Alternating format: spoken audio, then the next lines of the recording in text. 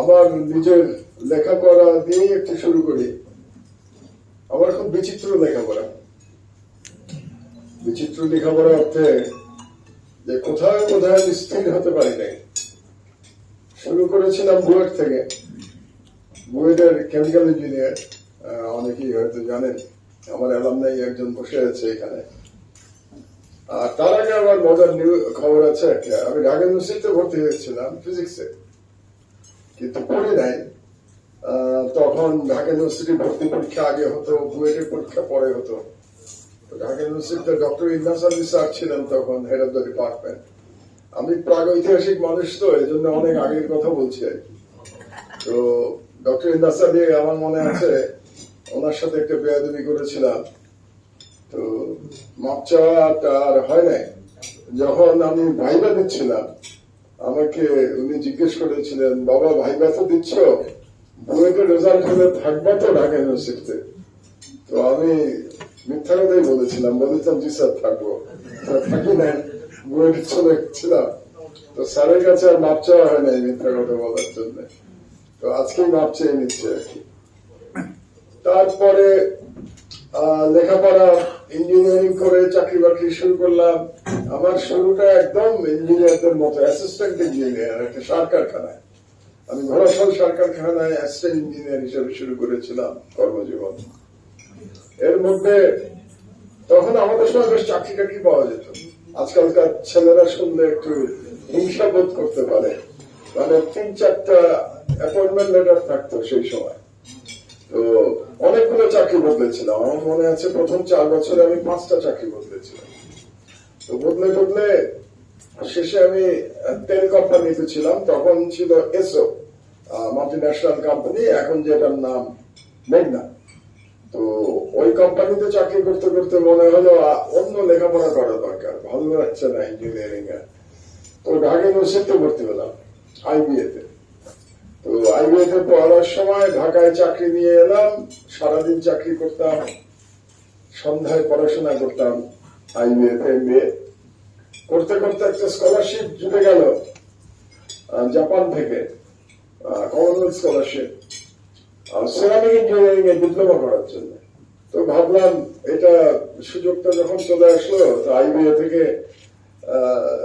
কি যেন বলতো ওটাকে, মানে 1 বছরের জন্য ছুটি নিলাম। কি একটা টেকনিক্যাল নাম ছিল, ভুলে গেছি। 1 বছর ছুটি নিয়ে চলে গেলাম জাপানে। ওখানে গিয়ে সেরামিক ইঞ্জিনিয়ারিং এ ডিপ্লোমা করলাম, ফিরে এলাম। ফিরে এসে একটাই লাভ হয়েছে যে মনে করি যে ইঞ্জিনিয়ার হিসাবে একটাই কাজ করতে পেরেছিলাম বাংলাদেশে, বোন চায়না বাংলাদেশের প্রথম ফর্মুলেশন করতে পেরেছিলাম।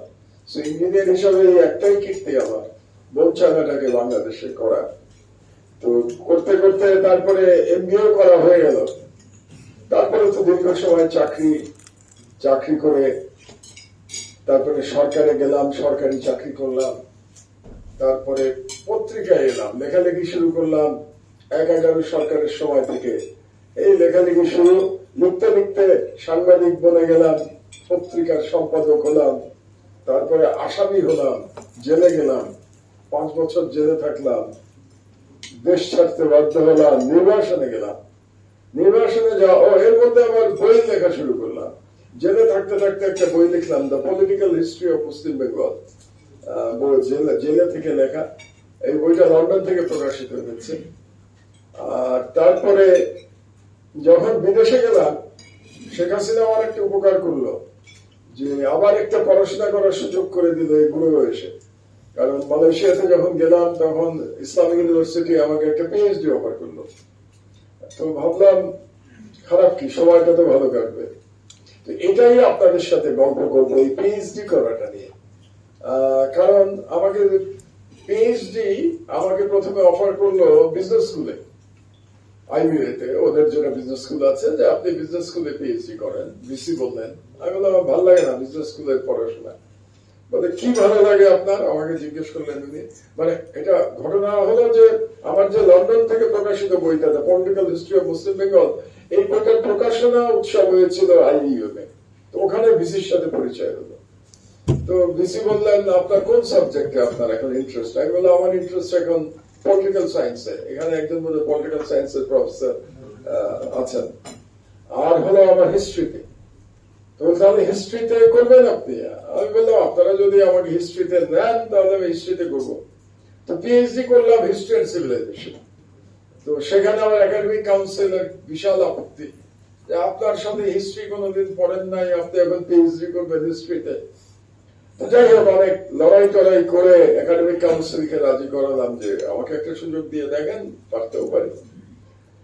তারপরে মেইন প্রবলেম যেটা শুরু হলো, কারণ যে সাবজেক্টটা আমি বাছাই করলাম এই সাবজেক্টটা নিয়ে মহা আপত্তি শুরু হলো। এই গল্পটাই আপনাদের সাথে করছি, আপনাদের শুনতে ভালো লাগবে আর কি। এই জন্য, কারণ আমার পিএইচডির থিসিসের টাইটেল দিলাম আমি the rise of Indian hegemon in South Asia and security of small states.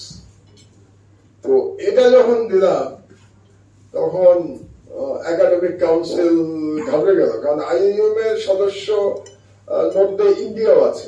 Indian high কমিশনারও ওর ইয়েতে সিনেটে বসে ওদের আইন অনুযায়ী, আইইউএম এর আইন অনুযায়ী। তো এখন আমি সরাসরি বলছি the rise of Indian hegemon in South Asia and security of small states.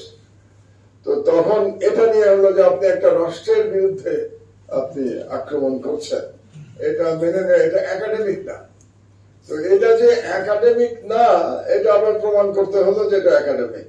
সেই গ্রিক হেজেমনির থেকে শুরু করে তাদেরকে বিভিন্ন ব্যাখ্যা ট্যাখ্যা দিয়ে প্রমাণ করার চেষ্টা করলাম যে ইটস অ্যান একাডেমিক এক্সারসাইজ। আপনাদের পছন্দ না হতে পারে, but definitely it's an academic exercise. এটা গেল প্রথমটা। দ্বিতীয় বাধা আসলো যে আপনি বলছেন, আমাকে বললেন যে তাহলে সাউথ এশিয়া বলছেন and security of small states, which are the states? তো আমি 4টা স্টেট নিলাম, বাংলাদেশ অবশ্যই, ভুটান, নেপাল আর শ্রীলঙ্কা। আবার একাডেমিক কাউন্সিলের সাথে লড়াই, বলতে আপনি পারবেন না, এই অল্প সময়ের মধ্যে আপনি 4টা দেশ কিভাবে করবেন? আপনি করতেই যদি চান তাহলে একটা দেশ করেন। তো আমি একটা শব্দ কিছুদিন আগে ব্যবহার করেছি, একটা ফ্রেজ, আপনারা কেউ কেউ হয়তো শুনবেন। পত্রিকা বের হওয়ার আগে আমি বলেছিলাম যে এটা আমার জীবনের লাস্ট ইনিংস। তো লাস্ট ইনিংসটা আমি পত্রিকায় চালাতে চাই। তো একই শব্দ আমি ব্যবহার করেছিলাম একাডেমিক কাউন্সিলের সামনে। সেখানে বলেছিলাম যে মাননীয় শিক্ষক বৃন্দ, এটাই আমার জীবনের লাস্ট ইনিংস। তো লাস্ট ইনিংসে আমি তো এবার যদি না করতে পারি এই 4টা দেশ নিয়ে, তাহলে আর সময় পাবো না, কারণ আর ধৈর্য থাকবে না, বুড়ো হয়ে গেছি, এনার্জি থাকবে না। তো আপনারা আমাকে একটা সুযোগ দেন, আমি 4টা দেশ পারবো। তো দেন আই কনভিন্স দেম যে এই 4টা দেশই নিয়েই আমার রিসার্চ। তো আলহামদুলিল্লাহ 2 বছর ধরে রিসার্চ করলাম, থিসিস রেডি করলাম, জমা দিলাম। কেমন কেমন করে এটা পাশও করে ফেললাম আর কি। মানে এক্সটার্নালরা করলো, ভাইবা হলো, ভাইবা আবার কোভিড এর মধ্যে। তো আর এক ঝামেলা, কোভিড এর মধ্যে ভাইবা, তার মানে সামনাসামনি হচ্ছে না। তো ভাইবা হয়েছিল ভার্চুয়াল জুমে। তো আমার সেটা এখনো মনে আছে যে জুমে ভাইবা। তো জানি তো না যে কি সিস্টেম।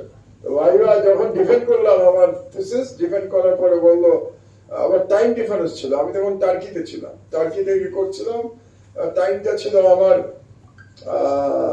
ফজর নামাজের সময়, কারণ টাইম ডিফারেন্স মালয়েশিয়ার সাথে। তো বললো যে ঠিক আছে, আপনার ডিফেন্স আমরা শুনলাম, তো আপনি এখন নামাজ পড়ে আসেন, তারপরে আমাদের সিদ্ধান্ত আমরা জানাবো। তো বেশ টেনশন হয়ে গেল যে কি ব্যাপার, নামাজ পড়ে আসতে বললো কি আবার রিজেক্ট করে দেবে নাকি। তো নামাজ টামাজ পড়ে তারপরে যখন আবার ঢুকলাম, যিনি চেয়ারম্যান ছিলেন ভদ্রলোক মিশরের, প্রফেসর আইইউএম প্রফেসর মিশরের। তো তিনি তখন বললেন, প্রথমেই বললেন যে কনগ্রাচুলেশন ডক্টর রহমান। তো যখন এই কথাটা বললেন তখন বুঝলাম যে না, বুড়ো বয়সে ফেল করি নাই। তো এটা একটা মানে এক ধরনের অভিজ্ঞতা। তো এটা করতে গিয়ে মনে হলো যে শেখ হাসিনাকে একটা ধন্যবাদ জানানো দরকার, কারণ শেখ হাসিনা না হলে আমার দেশ থেকে বের করে না দিলে তো আমি এই পিএইচডিটা করার সুযোগ পেতাম না, এই বয়সে আর পড়ারও হয়তো উৎসাহ হতো না। বিদেশে কোনো কাজ নাই, কাজেই সময়টা কাটিয়েছি। তো আপনাদেরকে এটা বললাম আমি এই জন্যে যে আমার লেখাপড়ার দৌড়াদৌড়ি করে, যেটা এখন আমার মনে হয় যে একটা কথা আছে না, jack of all trades master of none. তো আমার এই অবস্থা, jack of all trades master of none, সবকিছুই কিছু কিছু পড়াশোনা করা হয়েছে। তো এই থিসিসটা করতে গিয়ে যেটা আমার কি বলবো কনফিউশন ছিল, এটা একটু আপনাদের সাথে শেয়ার করতে চাই। এটাই মেইন আমার উদ্দেশ্য এটা বলার। সেটাতে আমি যেটা কনক্লুড করলাম থিসিসে, সেটা হলো যে 1947 থেকেই, মানে সাবকন্টিনেন্ট থেকে ব্রিটিশ কলোনিয়াল রুল শেষ হওয়ার পর থেকেই India tried to establish a hegemonic rule in South Asia. এটাই ভারতের উদ্দেশ্য ছিল ডে ওয়ান থেকে। তারা চেয়েছিল যে south Asia there will be a hierarchical order in South Asia led by India. That was their target. তো এটা করতে গিয়ে Pakistan became the challenger of that hegemonic aspiration. Pakistan এটাকে চ্যালেঞ্জ করলো, যদিও পাকিস্তানের সাইজ অনেক ছোট, ম্যাটেরিয়াল পাওয়ার চিন্তা করলে ইন্ডিয়া অনেক বড়, তাদের সাইজে বড়, জনসংখ্যা বেশি, ইকোনমিক পাওয়ার অনেক, বাট পাকিস্তান সাকসেসফুলি চ্যালেঞ্জ করে গেল ইন্ডিয়ান হেজেমনিক অর্ডার। তারপরে পাকিস্তান ভাগ হয়ে গেল 1971। ভাগ হওয়ার পরে একবার মনে হয়েছিল যে হয়তো India finally has become successful to establish its hegemonic control in South Asia. But এটা ফেল করে গেল। ফেল করার একটা কারণ পাকিস্তানিরা হার মানতে রাজি হলো না, আর একটা কারণ আমি মনে করি, এখানে যারা পলিটিক্যাল সায়েন্সের আছেন ইউ মে ডিসএগ্রি, সেটা হলো আণবিক বোমার জন্য ইন্ডিয়া যে আণবিক বোমাটা অ্যাকোয়ার করলো, এটা অ্যাকচুয়ালি ইন্ডিয়ার জন্য আমি মনে করি স্ট্র্যাটেজিক্যাল মিস্টেক হয়েছে।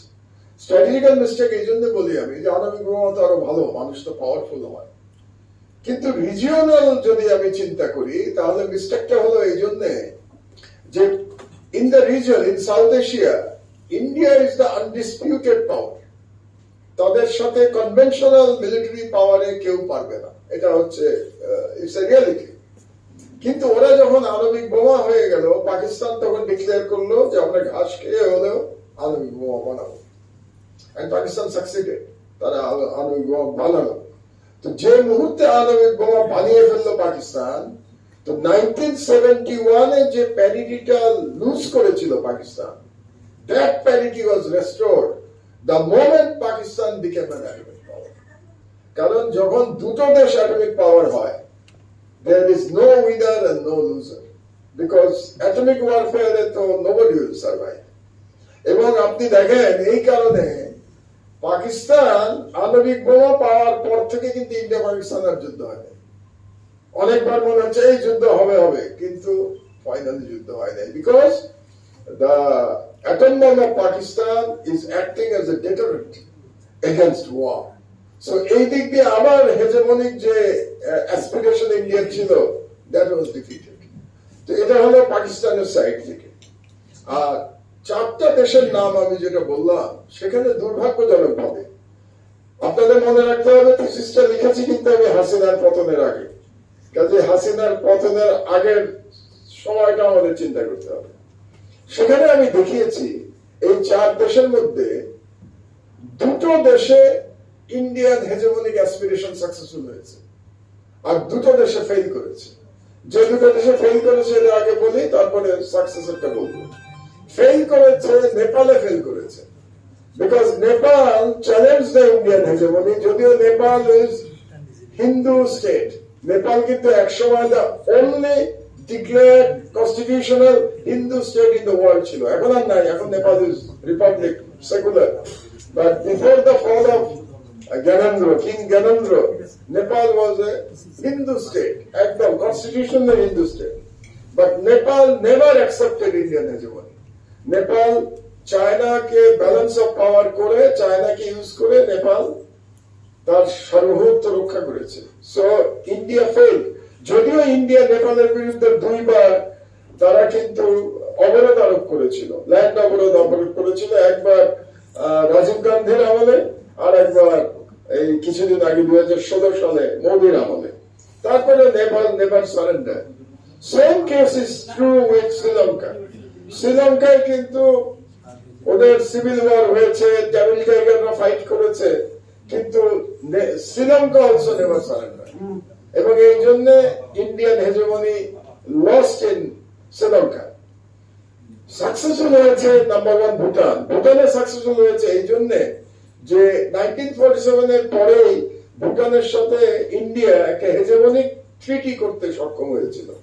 এন্ড হেজেমনিক ট্রিটিটা এরকম যে ভুটানের foreign policy will be controlled by Delhi. দিল্লির নির্দেশ ছাড়া ভুটান একটা বিদেশে দূতাবাস তৈরি করতে পারবে না।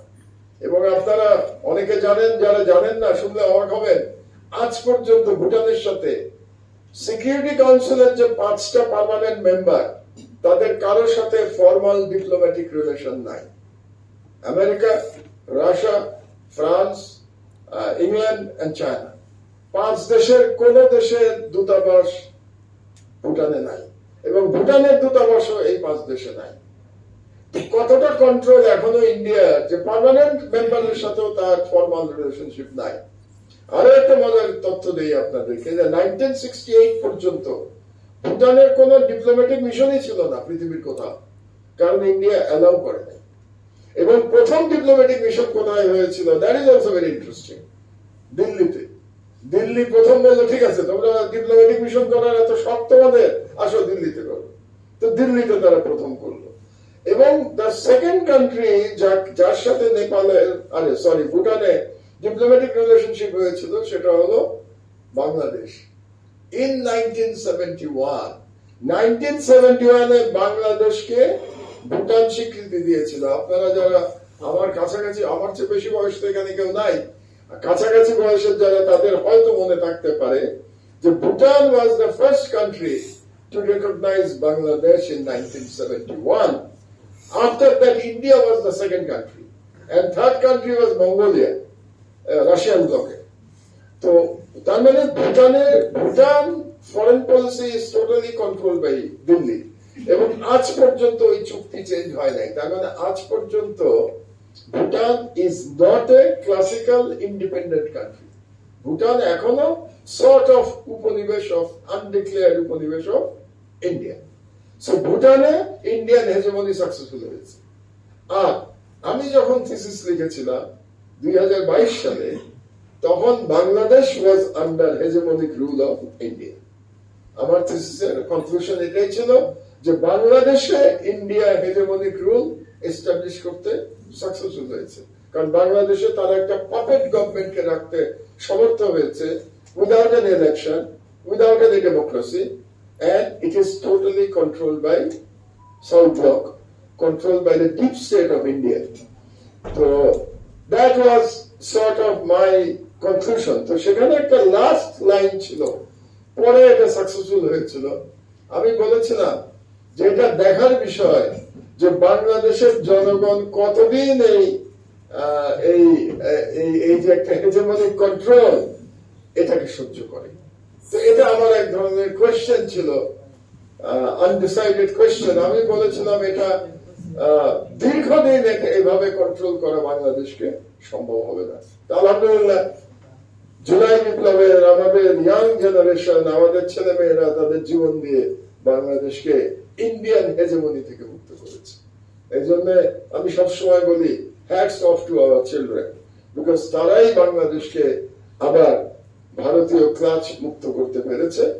তো আপনাদের জন্য একটা খবর দিয়ে দিই, আমার এই থিসিসটা বই হিসেবে গত শুক্রবার মানে গতকাল প্রকাশিত হয়েছে, বইমেলাতে পাওয়া যাচ্ছে। বইটার নাম হলো the rise and challenges of Indian hegemony in South Asia. এটা অনন্যা প্রকাশনী থেকে প্রকাশ হয়েছে। আপনাদের ইন্টারেস্ট থাকলে পড়ে দেখতে পারেন যে আমি এখানে কি বলেছি। তো এই গল্পটা আমি বললাম, I thought this is the best platform যেখানে আমি এই স্কলারলি ডিসকাশনটা করতে পারি, কারণ এরকম প্ল্যাটফর্ম আমি পাবো না। তো আপনারা আমাকে যে আজকে এখানে আসবার সুযোগ দিয়েছেন এজন্য ধন্যবাদ জানাচ্ছি, এবং আবারও জুলাই বিপ্লবের হিরোদের আমি সালাম জানাই, তাদের শহীদদের সম্মান জানাই, এবং আল্লাহর কাছে প্রার্থনা করি যেন তাদের শাহাদাতের মর্যাদা দেওয়া হয়। কারণ জুলাই বিপ্লবের ইয়াং ছেলে মেয়েরা যদি জীবন না দিত তাহলে আমিও বাংলাদেশে আর ফিরতে পারতাম না, আমার দেশও আর চালু হতো না, আমরা এভাবে আসতে পারতাম না। এবং আজকেই কিন্তু এই প্রথম আমি শাহজালাল ইউনিভার্সিটিতে আসলাম, এটা আমার জন্য একটা বিশেষ আনন্দের বিষয় যে আমি আর কখনো এই ইউনিভার্সিটিতে আসি নাই। এবং এবার এসে এবার একটু নিজের লেখাপড়ার কথা তো বললাম, এবার একটু বাচ্চাদের কথা বলি। আমি একটা অদ্ভুত পরিবর্তন দেখতে পেলাম বাংলাদেশে ফিরে, যেটা আমি আশা করি নাই। মানে আমার প্রত্যাশা ছাড়িয়ে গেছে। যেমন ধরুন, আমি যখন বাংলাদেশে ইন্ডিয়ান হেজেমনি নিয়ে কথা বলতে শুরু করেছিলাম 2009 থেকে, স্পেশালি তারও আগে বলেছি, 2007 থেকে বলেছি, 111 গভর্নমেন্টের থেকে, কিন্তু বেশি বলেছি 2008 সাল থেকে আমার দেশ পত্রিকা নেওয়ার পর থেকে। এবং 2013 সালে যখন শাহবাগ মুভমেন্ট চলছিল, তখন সকল মিডিয়া একদিকে আর আমার দেশ একা বলেছিল শাহবাগে ফ্যাসিবাদের পদধ্বনি। আমার মনে হয়েছিল শাহবাগে আমরা একটা ফ্যাসিস্ট একটা পলিটিক্স এর উত্থান দেখতে পাচ্ছি, যে ফ্যাসিস্ট পলিটিক্স ভিন্ন মতকে থাকতে দেবে না বাংলাদেশ, এবং তাই পেয়েছিল। তো তখন আমার মনে হয়েছিল যে হয়তো আমাদের ইয়াং জেনারেশন, যাদেরকে আমরা মোটামুটি এখন তো জেনজি বলি, বাট তখন মনে হচ্ছিল আমরা যোগ করে এদেরকে স্মার্টফোন জেনারেশন কিংবা ফেসবুক জেনারেশন বলে তাদেরকে ঠাট্টা তামাশা করতাম, যে এরা বইপত্র পড়ে না, এরা ফেসবুকে মেতে থাকে, এদের দিয়ে কোনো পরিবর্তন সম্ভব হবে না। এবং আমি যখন ভারত প্রসঙ্গে মানুষজনকে বা বাংলাদেশের পলিটিশিয়ান বলেন বা জনগণকে সতর্ক করছিলাম, তখন আমার মনে হচ্ছিল আমি বড় একা, এই লড়াইটা করে আমি পারবো না। এবং টার্কিতে নির্বাসনে থাকার সময় মনে হচ্ছিল যে জনগণ হয়তো বুঝবে না যে আমি এনিমি শব্দ ব্যবহার করতে চাই না, বাট থ্রেট তো আমি বলতে পারি যে hour most dangerous external threat is India, এটা বোধহয় আমি বোঝাতে পারবো না। কিন্তু বাংলাদেশে ফিরে এসে আমার ভুল ভেঙে গেছে। আমাদের ইয়াং জেনারেশন শত্রু মিত্র চিনতে পেরেছে, যেটা আমাদের জেনারেশন আমরা পারি নাই। আমরা ফেল করেছিলাম, আমার জেনারেশন কিংবা আমার কাছাকাছি জেনারেশন, আমরা যেটা বুঝতে পারি নাই, ইয়াং জেনারেশন এরা যারা আজকে বসে আছে, তারা কিন্তু থ্রেটটাকে ঠিকই বুঝতে পেরেছে। এবং বুঝতে পারার কারণে যেটা হয়েছে যে বাংলাদেশ সম্পর্কে আমি এখন প্রচন্ড আশাবাদী। আমি এসে দেখলাম যে ইয়াংরা যেহেতু জেগে উঠেছে, বাংলাদেশের ইয়াংরা যেহেতু বুঝতে পারছে যে আমাদের থ্রেটটা কোথা থেকে আসছে, ইয়াংরা যেহেতু আমাদের যে একটা সেপারেট আইডেন্টিটি, বেঙ্গলি মুসলিম আইডেন্টিটি, এটা তারা ওন করছে, কাজে আমরা বোধহয় এখন নিশ্চিন্ত হতে পারি বাংলাদেশের স্বাধীনতা নিয়ে, আমাদের ফিউচার নিয়ে।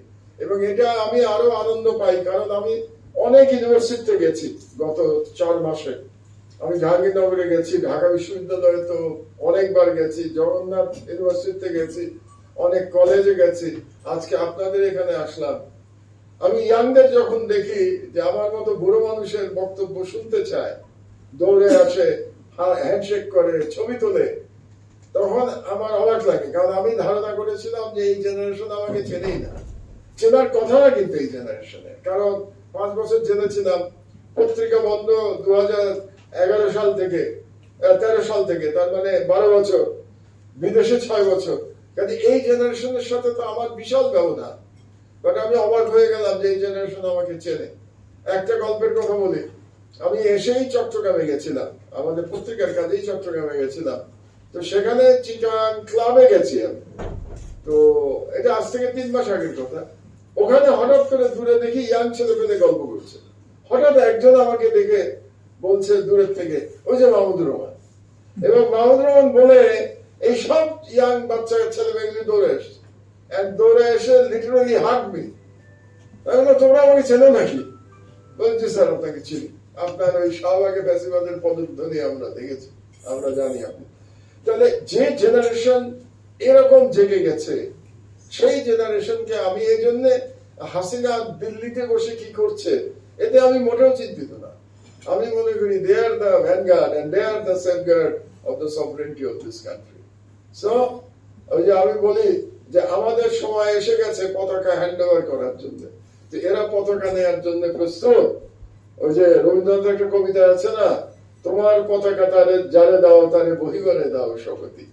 তো আমি বাচ্চাদের উদ্দেশ্যে এটাই বলবো, আল্লাহকে উদ্দেশ্য করে, রবীন্দ্রনাথ তার ভগবানকে উদ্দেশ্য করে বলেছিলেন, আর আমি আমার আল্লাহকে উদ্দেশ্য করে বলছি যে তোমার পতাকা যারে দাও তারে বহিবারে দাও শপথি।